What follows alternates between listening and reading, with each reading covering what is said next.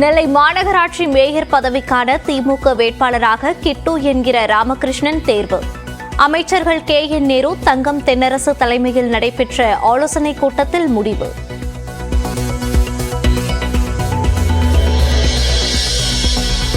ஆடி அமாவாசையையொட்டி புனித தலங்களில் நீராடும் பக்தர்கள். முன்னோர்களுக்கு தர்ப்பணம் கொடுத்து வழிபாடு.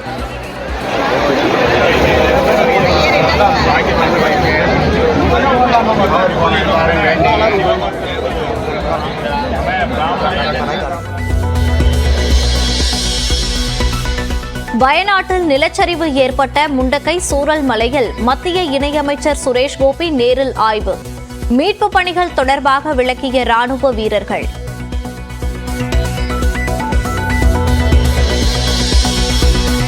கேரளாவில் நிலச்சரிவால் பாதிக்கப்பட்ட மக்களுக்கு தேவைப்படும் நிவாரணப் பொருட்கள். மாவட்ட ஆட்சியர் அலுவலகங்களுக்கு வரும் பொருட்கள் முகாம்களுக்கு பிரித்து அனுப்பி வைப்பு.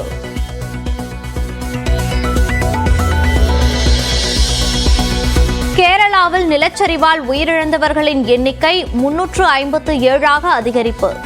205 பேரை தேடும் பணிகள் தீவிரம்.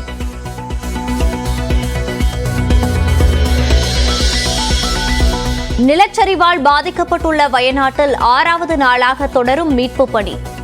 மண்ணால் மூடப்பட்டுள்ள வீடுகளில் சடலங்கள் உள்ளனவா என ஆய்வு.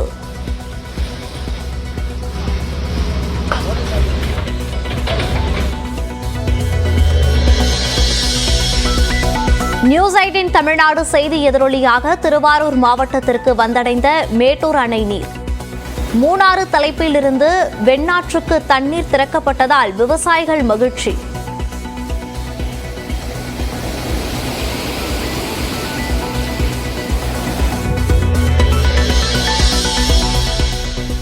கரூர் கிருஷ்ணராயபுரம் அருகே தலையில் தேங்காய் உடைத்து அம்மன் கோயிலில் பக்தர்கள் நேர்த்திக்கடன். கேரளா, கர்நாடகா, ஆந்திராவில் இருந்து நூற்றுக்கணக்கான பக்தர்கள் வருகை.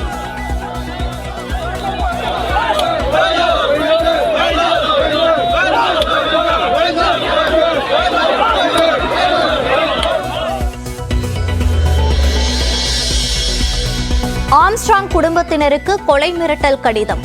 அடுக்குமாடி குடியிருப்புக்கு போலீஸ் பாதுகாப்பு. சதீஷ் என்பவரை பிடித்து விசாரணை.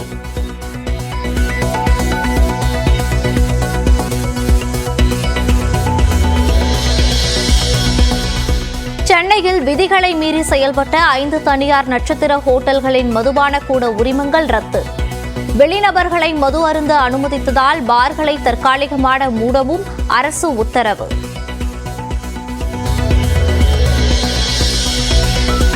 பீகார் முதலமைச்சர் அலுவலகத்துக்கு வெடிகுண்டு மிரட்டல். காவல்துறையினர் வழக்கு பதிவு செய்து விசாரணை.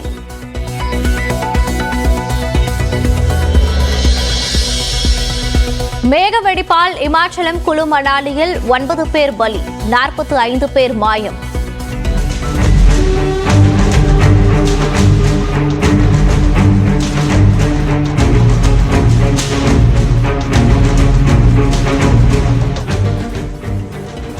மேற்கு வங்கம், குஜராத், மகாராஷ்டிரா உள்ளிட்ட பல வட மாநிலங்களிலும் கொட்டி தீர்க்கும் கனமழை.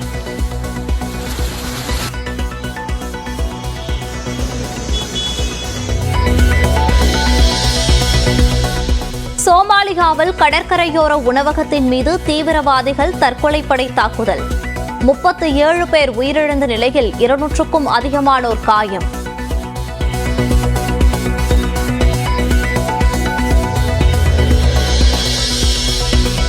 இஸ்ரேலை நோக்கி சுமார் 25 நிமிடங்கள் சரமாரியாக ராக்கெட் குண்டுகளை வீசி தாக்கிய லெபனான். அயன்டோம் ஏர் தொழில்நுட்பம் மூலம் வானிலேயே தாக்கியழித்த இஸ்ரேல்.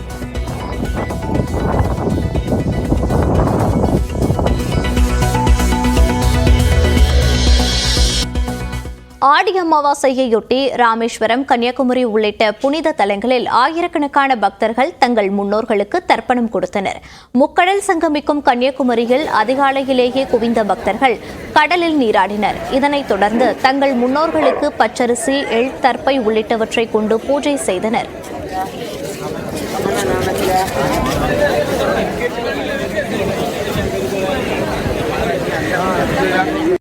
நம்முடைய முன்னோர்கள் மேல்லோகத்துல இருந்து இந்த நம்முடைய வருங்கால சந்ததியினர் இவங்களெல்லாம் வாழ்த்துறதுக்காக மிகவும் பசியோட வந்து இன்னைக்கு வந்து மேலேருந்து கீழே வர நாள்.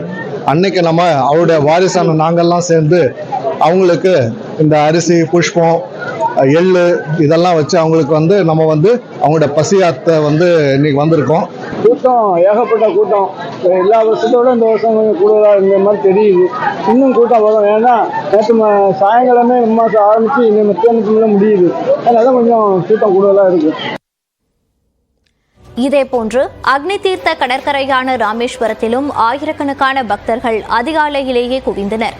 கடற்கரையில் புனித நீராடிய பக்தர்கள் தங்கள் முன்னோர்களுக்கு எள்ளு பிண்டம் வைத்து திதி கொடுத்தனர்.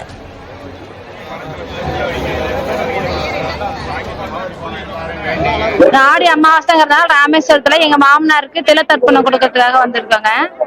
கூட்டம் பயங்கரமா இருக்கு.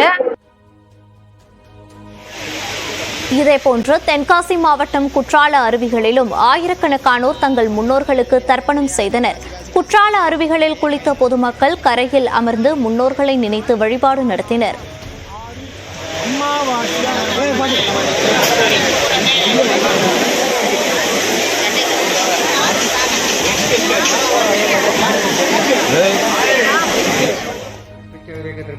ஆடி அமாவாசையொட்டி சென்னை மடிப்பாக்கத்தில் கடற்கரையிலும் ஏராளமானோர் தங்கள் முன்னோர்களுக்கு தர்ப்பணம் கொடுத்தனர். ராமேஸ்வரம், கன்னியாகுமரி உள்ளிட்ட தலங்களுக்கு செல்ல முடியாதவர்களுக்காக மகாலிங்கபுரம் ஸ்ரீ ஐயப்பன் குருவாயூரப்பன் கோயில் சார்பில் பட்டினப்பாக்கம் கடற்கரையில் தர்ப்பணம் கொடுக்க ஏற்பாடு செய்யப்பட்டது. இதற்கு செல்லும் பக்தர்கள் பூஜை பொருட்கள் இலவசமாக வழங்கப்பட்டன. திருப்திப்படுத்தி திரிச்சு புதர்லோகத்துக்கு ஒரு வல்லெடுத்த இடம் உள்ளது. இது வந்து முன்னோர்களுக்கு இந்த தர்ப்பணம் வந்து முன்னோர்களுக்கு போய் நேரடியாக போய் சேர்றதுனால அது முன்னோர்களோட ஆசையும் அவங்களோட அனுகிரகமும் நம்மளுக்கு கிடைக்கும். அதே நேரத்தில் சூரிய பகவானோட நம்ம குலதெய்வத்துக்கு ஆசையும் கிடைக்கின்றது ஒரு நம்பிக்கை.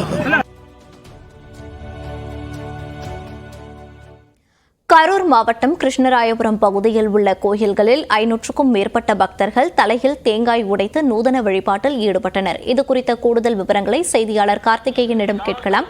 கார்த்திகேயன், இந்த தலையில் தேங்காய் உடைக்கும் வழிபாட்டின் சுவாரஸ்யமான தகவல்கள் என்ன, விவரங்களை பதிவு பண்ணலாம்.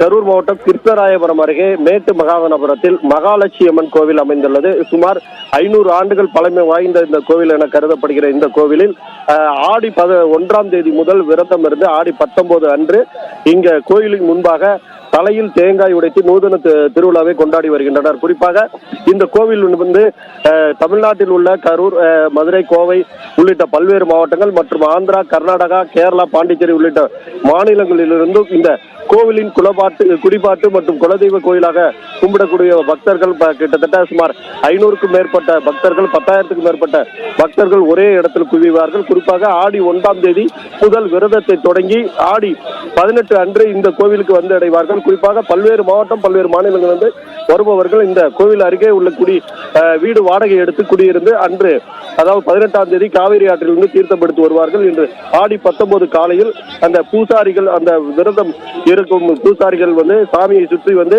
பக்தர்கள் கோவிலுக்கு முன்பாக உட்கார்ந்திருக்கிறார்கள். கிட்டத்தட்ட இன்று 680 பக்தர்கள் தலையில் தேங்காய் உடைத்து நூதன அந்த நேர்த்திக்கடனை நிறைவேற்றியுள்ளனர். குறிப்பாக இந்த கோவில் நேர்த்திக்கடன் என்பது 500 ஆண்டுகள் பழமை வாய்ந்த இந்த கோவில் வந்து தலைமுறையாக இந்த நூதன விழா கொண்டாடப்பட்டு வருகிறது. குறிப்பாக இந்த கோவிலில் வேண்டுபவர்கள், அதாவது குழந்தை வர வேண்டுபவர்கள் மற்றும் நிலம் மற்றும் செல்வாக்கு வேண்டுபவர்கள் செல்வம் கொளிக்க வேண்டும் என்று அவர்களின் தலைமுறையாக அந்த நூதன முறையாக இந்த தலையில் தேங்காய் உடைக்கும் திருவிழா என்பது கொண்டாடப்பட்டு வருகிறது.